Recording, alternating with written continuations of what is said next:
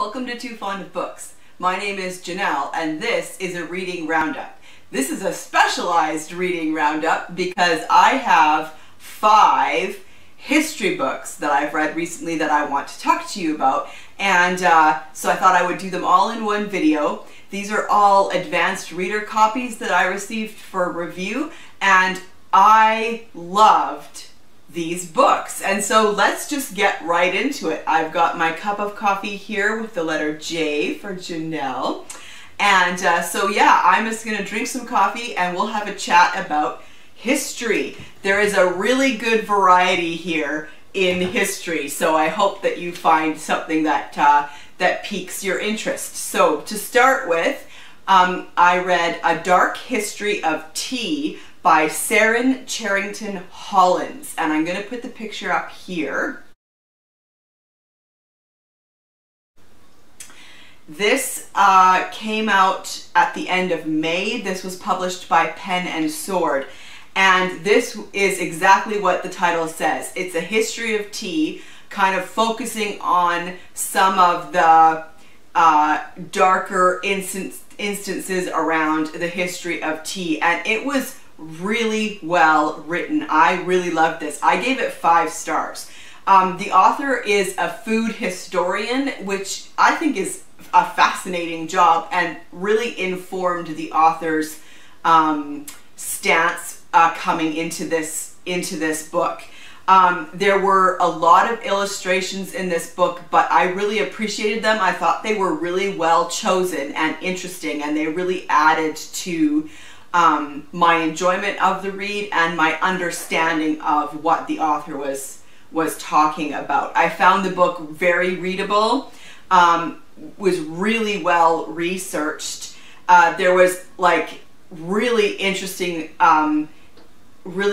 stories and facts. So she talks about, obviously she talks about the Opium Wars, and then, but she talks about kind of opium in Britain. And so this is a dark history of tea, but really focused on kind of the history for Britain as opposed to around the world. She does talk about India and she does talk about China, but she does really kind of stay focused in on Britain. And so she talks about opium and how that was, how it was used in Britain and the understanding of it changed, and she talked about the things that surrounded that in Britain. It was really interesting.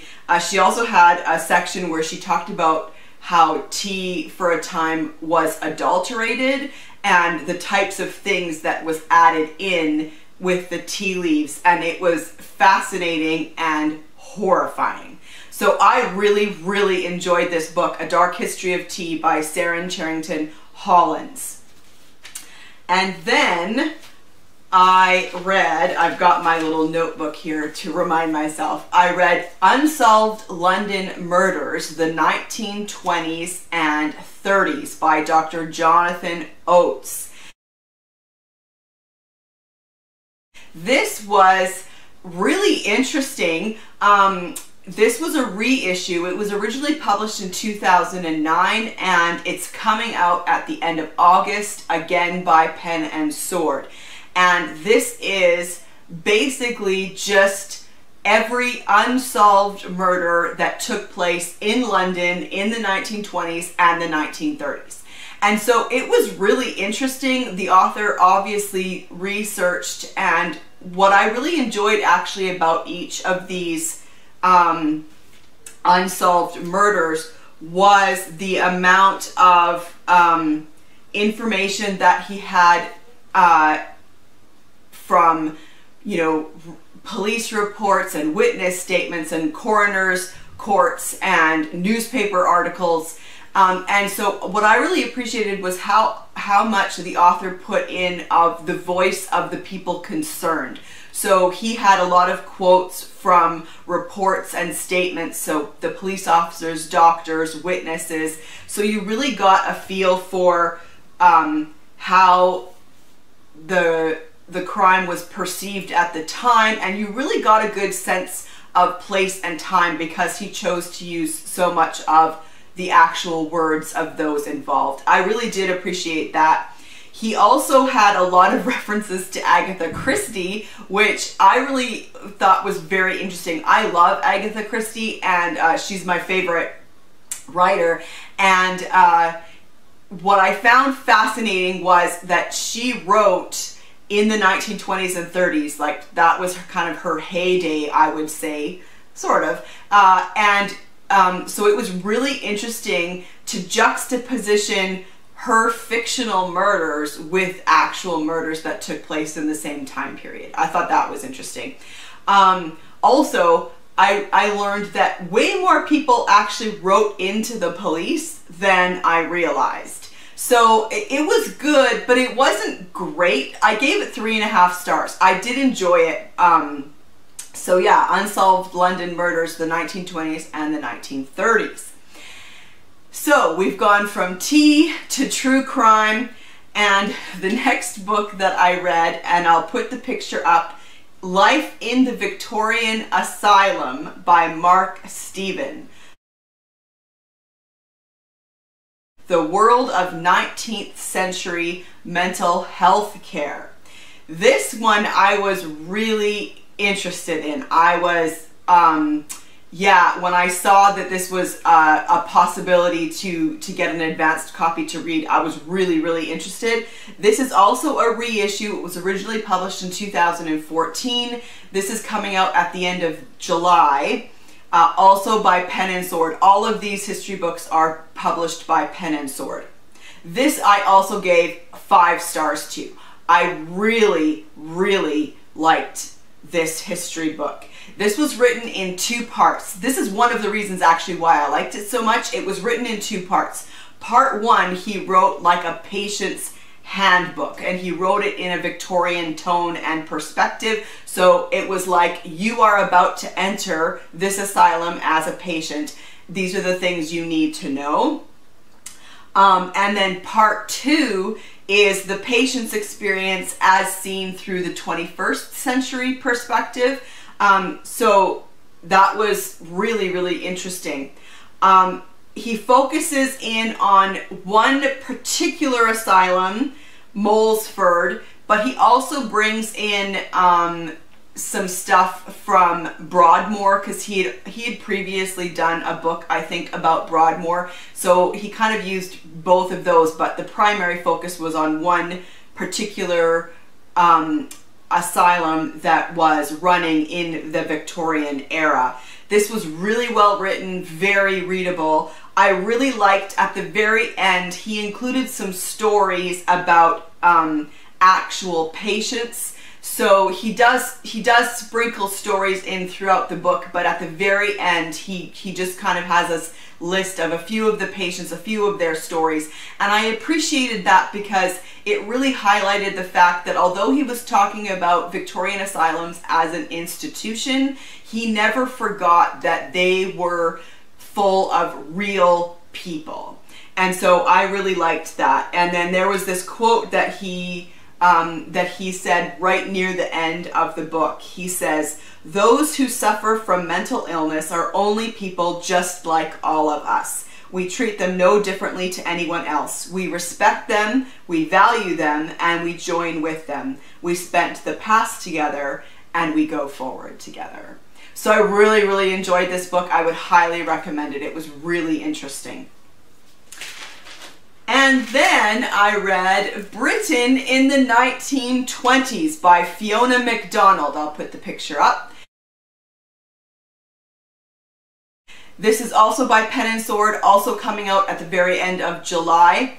And this is a book that she wrote about Britain in the 1920s. It's kind of exactly what it says, except not really. So let me get into that. I gave this one 3 stars, and the reason for that is because I kind of feel like the author maybe wasn't allowed to write exactly what she wanted, or they should have changed the title of this book. So the book has 4 parts. Part 1 is society, part 2 is politics, part 3 planes, trains, and automobiles, and part 4 is culture. And part 1, Society, is half the book. So it is clear right from the very beginning what the author's true interest is. She really wanted, I think, to write a book about women in the 1920s, and especially about women's fashions in the 1920s. That's what she was really interested in, and that was really, really obvious from how she wrote. She was more engaging and interesting when she was writing about women or about fashions than everything else. Anything else kind of came out more as factual, and it kind of read almost like a Wikipedia entry. So it was really clear what her true interests were. Also, she had in part 1, so she talks about women, and she talks about how women eventually got the vote in the 20s, and she talks about women's fashions, and she goes into great detail about women's fashions, their hair, their makeup, she talks about the flapper, all of that. But then she gets to chapter 5 of part 1, and it's just entitled Men. And so she finally starts to talk about the other half of the population of Britain, and she talks about men returning from the war and what life was like for them, which is great. But she also includes a section on men's fashion, so I'm not sure why that wasn't included in the chapter on fashion. Chapter 2 was fashion. And then she also did the same with etiquette. She had a big section on etiquette for men, but she had a whole chapter on etiquette, chapter 4. So it felt like having a chapter on men only highlighted the author's bias and reinforced the idea that the book really should be called Women in Britain in the 1920s. And so I liked it, but I just think that it maybe should have been called something else, or the author maybe should have been allowed to focus on what she really wanted to focus on. Parts 2, 3, and 4 were much smaller, and so the parts where she had an obvious interest, those parts were really interesting and really engaging. There were like huge quotes from Emily Post's book on etiquette. Like the author really seemed to lean heavily on that particular book, and also like a lot of the illustrations and pictures in the book were from the author's own family, and I mean that's fine, and that kind of removes any difficulties with copyright, I guess, but it was kind of also a little bit odd. So anyway, Britain in the 1920s, it was good, but I think it could have been better if it just focused in on women in Britain in the 1920s. So yeah, I gave it 3 stars. So I read a history book about tea. I read a history book about life in the Victorian Asylum. I read a history book about unsolved London murders. And now let's move on. I read a book called Egyptomaniacs by Dr. Nicky Nielsen. How we became obsessed with ancient Egypt. I'm going to put a picture up here. So let's move to ancient Egypt. As I said already, these history books are all over the map, which is also awesome, I think. This one I loved as well. I gave it 5 stars. It was really, really interesting. This is coming out at the end of August, and this is also being published by Pen and Sword. This has 2 parts. Part 1, investigating ancient Egypt, and part 2, inventing ancient Egypt. The book explores the emotions, perceptions, and beliefs that we have about Egypt, and it was really, really well done.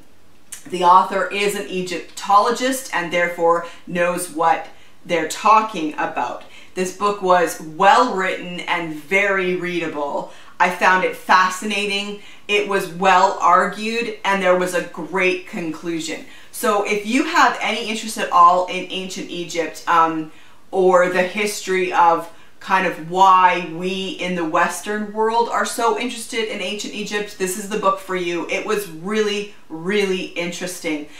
So the author talks about how even from the time of the Greeks and Romans, they were already really fascinated with ancient Egypt. And so why is that? And then how we've kind of co-opted a whole culture into kind of what we want it to be, maybe. So the author talked a lot about movies and art and like paintings and music and stuff. Yeah, it was just really, really interesting. And then finally, I read Espionage in the Divided Stuart Dynasty, 1685 to 1715 by Julian Whitehead. And I'll put the picture up here. This is also coming out at the very end of August by Pen and Sword, and I gave this one 4 stars. I was really interested in this one, but again, it was one where I wondered if the title wasn't quite right. I really enjoy history, and I don't know a ton about this particular period of history in Britain, and so it covers a 30-year span of time, and so I was really interested in just learning more about that span of time, but the book had more of the history and less of the espionage. I wish there was a little more about the espionage of that time period. So as the author says, the subject matter is espionage and conspiracy, but the theme is loyalty. I thought that was really interesting. He talks about loyalty to religion, because there was a lot about Protestants and Catholics at the time, and loyalty to your monarch, loyalty to your family. It was really interesting. And it wasn't just dry facts, which can often happen with a history, but it was interesting history told well, brought to life with stories and small, maybe insignificant facts. For example, there was a man who participated in a rebellion. I forgot his name, I didn't write it down. And he was arrested afterwards, and while he was waiting for his examination, he amputated his own arm with a penknife. Yikes. Anyways, so yeah, I really enjoyed it. I gave it 4 stars. I think if he had included more of the espionage that was promised in the title, I may have given it 5 stars. So these are the 5 history books that I've read recently. Do any of these sound interesting to you? Do they include parts of history that you are interested in? I'd love to chat in the comment section down below, and I'll see you for another video soon. Bye.